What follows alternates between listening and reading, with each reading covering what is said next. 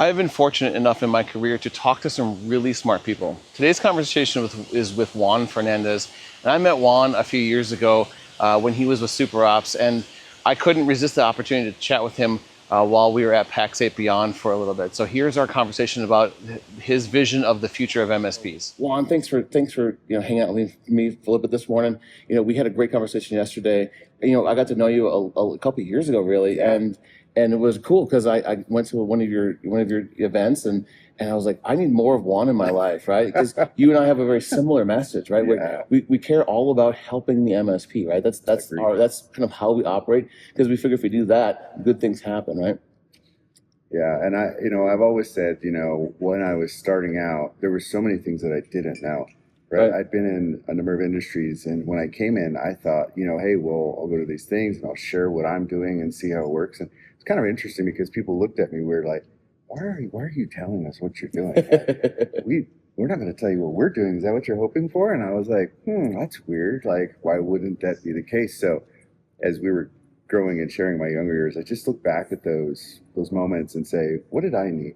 Right. And how can I be that value to the people that are here today? And so when we got the chance to connect and I saw your go-giver heart, I knew right away that you're my kind of people. And so it's been an awesome opportunity to get to know you and just be a part of just helping everyone grow. Yeah, that's awesome. And it's why I do what I do, right? So we were talking yesterday, and I think this is the conversation we need to have for more than just you and I, is it's kind of the evolution of the MSP experience, right? Because you think way back to break fix stuff, and then you go, managed services, whatever that means, because it means different things to different people, right? Yeah. And you were talking about your vision of the evolution of kind of where things are headed, and I think it's a worthy conversation that we have out loud. And I think here's the challenge, right? Like, to define where we're at is always hard, right? Yep. Because everybody's at their different growth stage. I might be like in flow in my business, and I call it 3 different stages. It's in practice, having a practice, and best practice arena, right? Yep. And even in the case that we hear some analysts talk about 1.0, 2.0, 3.0, I'm always focused on where are we going, how are we getting there. So rather than to put a pin in saying here's exactly where we're at, for anybody, it's just more about what are we doing, right? Like, each and individually, you can change your business any moment, right? You can look at where you're at and you can say, I'm here or I'm not, right? And that's one of the interesting parts about being an entrepreneur is the self-definition. This is where the managed services came from, right? Right. When we put that M on years ago to manage something, we were still service providers, right? Yeah. So what does a service provider look like in the future? Is it managed or is it not? Like, what are we doing? What are we managing in the next era of managed, if there is a managed? And so, I definitely want to ask people the question, like, what does that mean to you and your business? Sure. Right? Like, what is it? What are you actually focused on? Right? Are you managing to keep the doors open? Are you managing to help your clients? Are you managing to deliver good service? Are you managing to deliver employee success? Like, what are you managing? Right. And that's where I really think the word is very synergetic with very different things. So, the evolution from break fix to, what we were doing previous to this, I think that there was several different eras of managed. Right. I think there was like the engineer era where we saw a lot of, we were building the tech and the birth of the internet. And, we were managing to figure it out back then. Right. Yeah. Because back then Google wasn't really even a thing. If you go far enough back, right? I remember being there for it and being chastised by my, early family, like, oh, the internet's a fad, don't do it. And it's like, oops, that was a bad bet. And so luckily I jumped in. But, when you think about this, the beginning, the engineer, the architect era, the engineer era, and now we're kind of in this operator era. What are we doing next? And I see the re-evolution of this engineer architect era with, artificial intelligence giving us this new nuance of creating something new and different. So I just want to make sure that for those that are out there that are thinking about what you're doing in their business like this, again, back to you can change anything. This is their business, right? They can change anything at any point in time. Like, you don't have to go down a certain path. Right. And I see so many of them trying to follow this path without understanding why they're following that path, rather than taking the organic path that they're really feeling like they should, like to create something new, to be different, and really provide a different level of value. So that's where I think we're at. I mean, what are your thoughts? I mean, you see it a lot too. I mean, Yeah, I think the thing that I'm seeing the most is that MSPs often are still worried about the bits and the bytes and the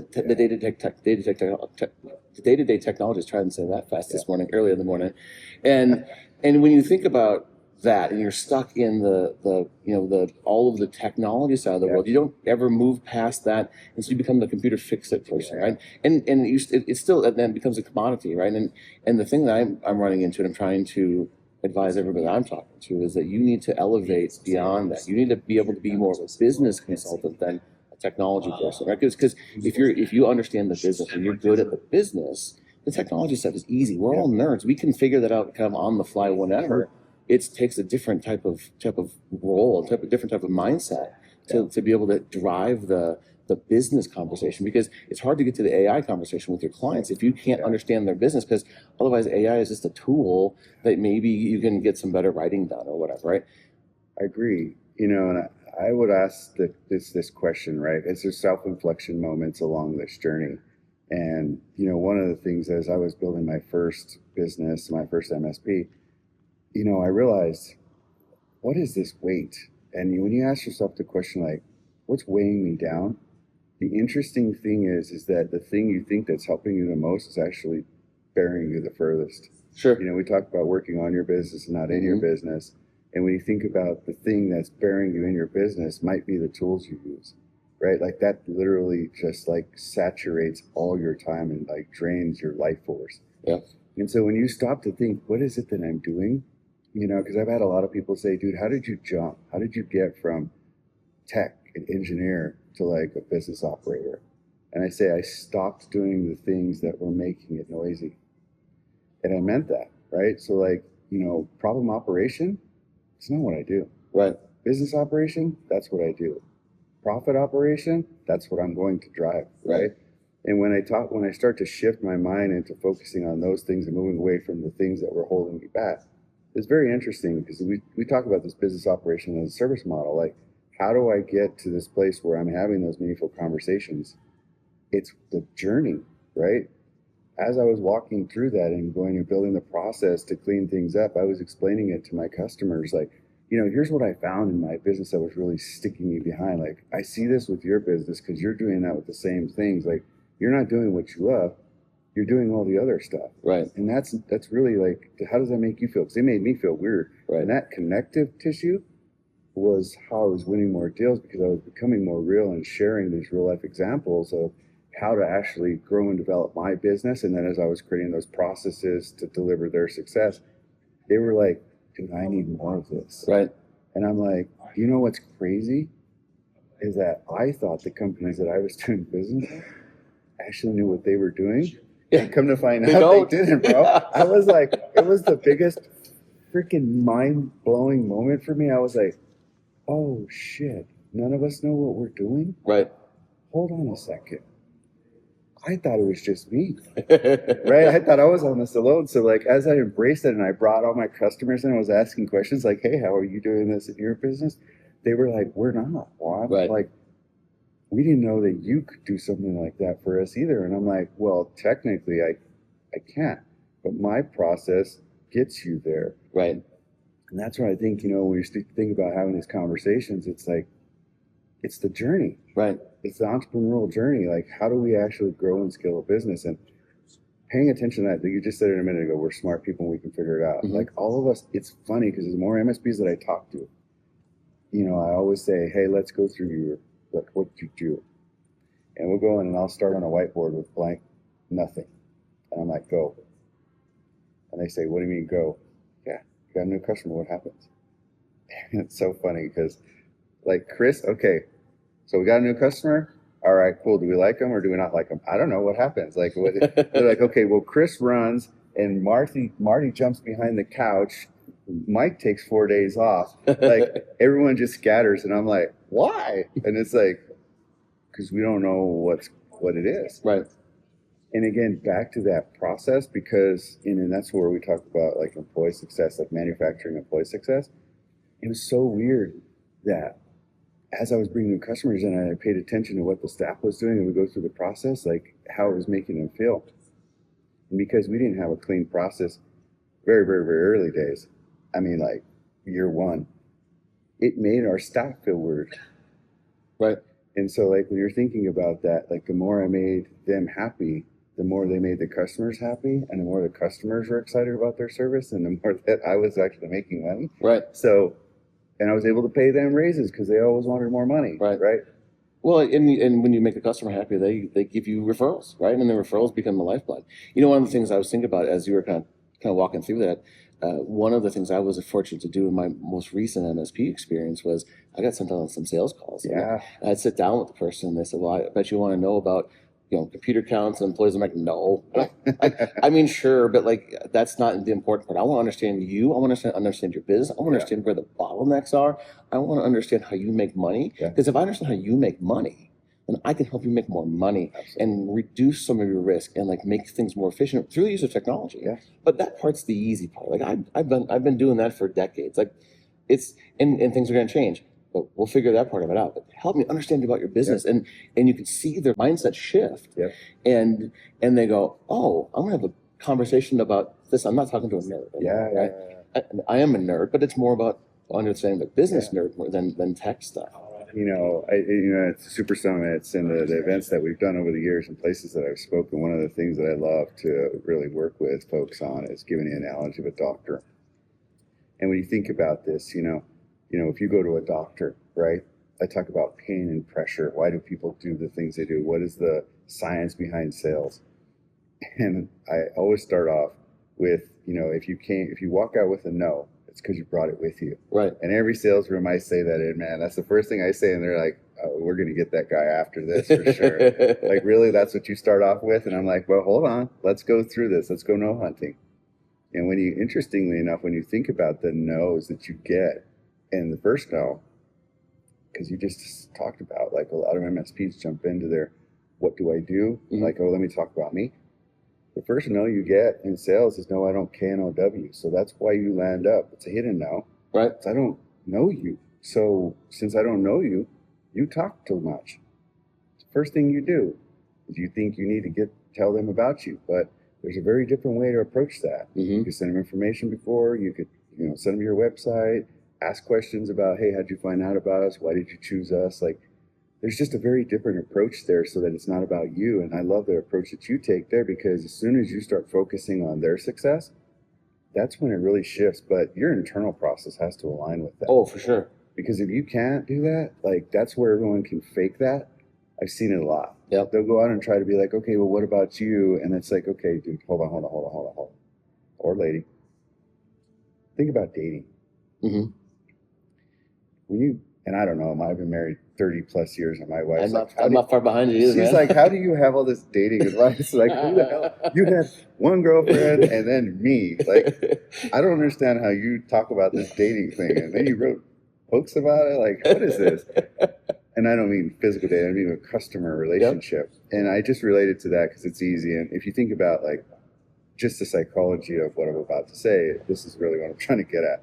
Is like, if you went on a date, right? Like, if we were on a date and I started talking all about me and you're going to get slightly disinterested because you're not really interested in me. You're more interested in telling me about you. Again, that's how the customer starts to feel. Yeah. But the more I ask, hey, man, so, like, what's your favorite color? Like, what do you like to do? What are the things that you want to, like, are you interested in kids? Are you interested in, like, do you want a house? Like, what's your career like path like? Yep. You start to dial into the ethos of the psychology of the relationship. Yeah. And that's really what it's about. But if you're not building that relationship and having that conversation, you're going to struggle. And that's where you're just going to talk about you. And you got to stop and think, why am I not winning this? A lot of people don't stop. And they don't say, well, what am I doing wrong? And even in relationships, a lot of people don't stop and say, what am I doing wrong? What is it about me?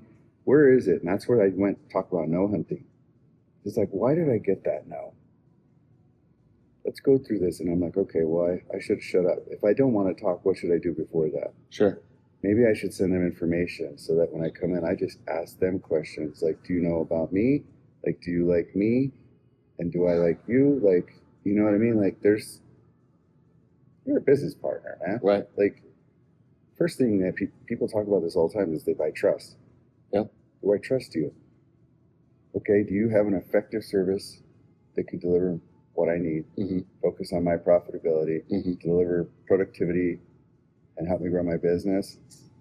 Yes, but do I like you? You talk too much. Sure. Yeah. Like, you took the no home, man. Like, you did that. Like, you had a deal. Like, you already got the first yes. I'll take a meeting with you. Like, Yeah. that's the hardest one. Well, yeah, and if you get the first yes, then when meeting with you, they at least like you this much. All you have to do is build I on gave you a that. chance. Yeah. Like, we went on a blind date. You shot me in the foot, and then you never called me back because you didn't follow up. Yeah. Well, and that's where the process comes in too, right? Because if you are going through the sales process and you're getting no's wherever they land, if you're not like following the same process every time, you won't find the common threads. You can't, right? That's the thing, right? And that's just where the noise has to stop, because the more is going on in your head and all the problems coming at you, you can't focus. Right. Right. So that's where I think this evolution of this, the next generation of managed services, what it really looks at is like, it's focus.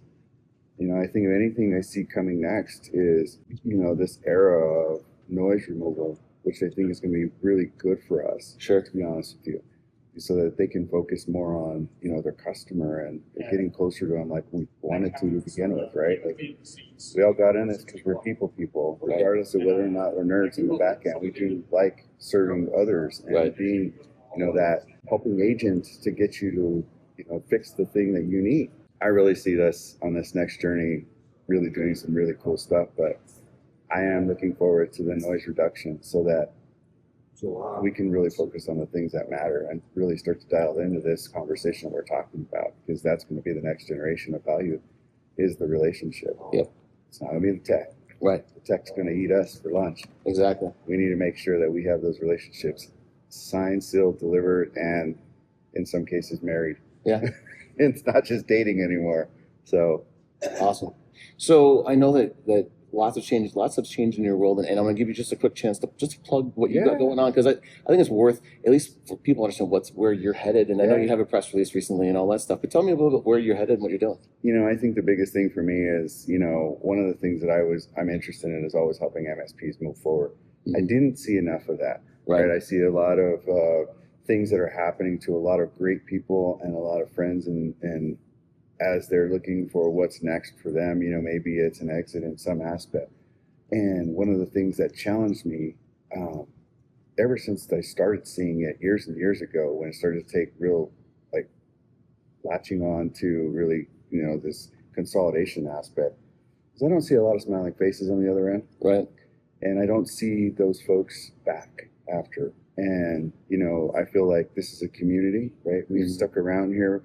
Probably, in some cases people think I've been here too long, but I'm here because I love this place I call home.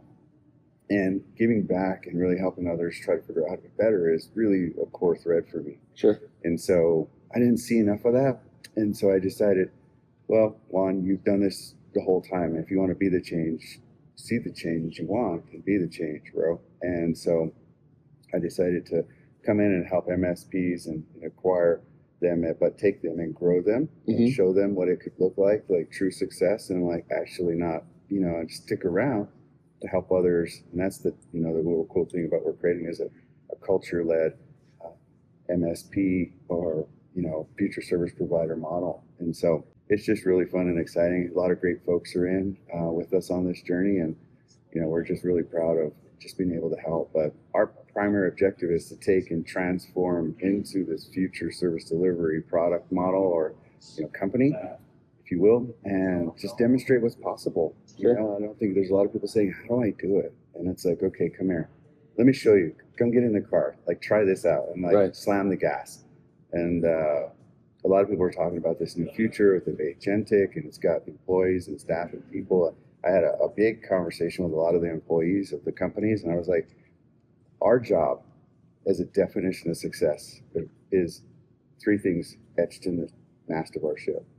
A leader that creates another leader and empowers them. But the definition of success, that's transaction. Right. When that leader creates and empowers another, only then can that person say it was successful. So for us, when the staff was asking, what happens now? You could build this thing that we don't need people anymore. And it's like, our definition of success is that you land up running the company. Sure. And that's where they were like, what? And I was like, exactly. Like, this is what we're doing, is empowering the future generation to create a legacy company to allow the people that work here to Yep. become the operators of the future. And so that's our definition of success. And we're real excited about it, man. So thanks for giving me a chance to talk about Yeah, it. man. But I'm happy we're going to build transparently. So for everybody that's watching, we're That's going to be awesome. very open about what we're doing and just like going through the process and making all the mistakes and like, hey guys, like here's what's working, here's what's not working. And I don't see that again. Yeah. It's hidden under the covers again. Everyone's hiding what they're doing. And I'm like, all right, well, I guess I'm going to go be weird again and start sharing what we're doing, because that's just, what I think we need to be doing as a community. Awesome. Well, like I said to you, one of the first times I met you, I was like, I just want to go where the smart people are, and you're one of the smart people. Thank So I you, brother. appreciate your time today, and thanks for hanging out, and thanks for sticking with the peer groups too. We love having you around. And it's such an honor to be here with you guys, and I'm really cheering you guys on, and I can't wait for what's next for everybody. So Awesome. let's go make it happen. All right.